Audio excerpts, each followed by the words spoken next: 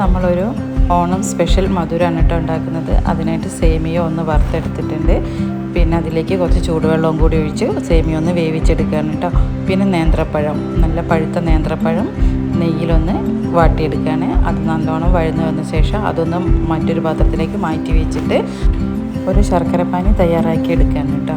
നല്ലോണം തിളച്ച് വന്ന ശേഷം അതിലേക്ക് നമ്മൾ മാറ്റി വെച്ച പഴവും സേമിയവും ചേർത്ത് നന്നായി മിക്സ് ചെയ്തെടുക്കണേ. ഒന്ന് നല്ലോണം വറ്റി കുറുകി വരുമ്പോൾ അതിലേക്ക് തേങ്ങാപ്പാൽ കൂടി ഒഴിച്ചെടുക്കണം കേട്ടോ. നല്ല കട്ടി തേങ്ങാപ്പാൽ.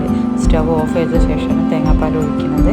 പിന്നെ കുറച്ച് ഏലക്കാപ്പൊടിയും കൂടി ഇട്ടെടുത്ത് കഴിഞ്ഞാൽ നമ്മുടെ മധുരം റെഡിയായി.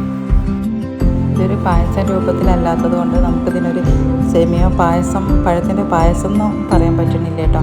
കാരണം ഇത് ഓണമൊക്കെ കഴിഞ്ഞ് നമുക്ക് ബാക്കി വരുന്ന സേമിയവും ശർക്കരയും നേന്ത്രപ്പഴമൊക്കെ വെച്ചുണ്ടാക്കുന്ന ഒരു മധുരവും കൂടിയാണ് കേട്ടോ ഇത്.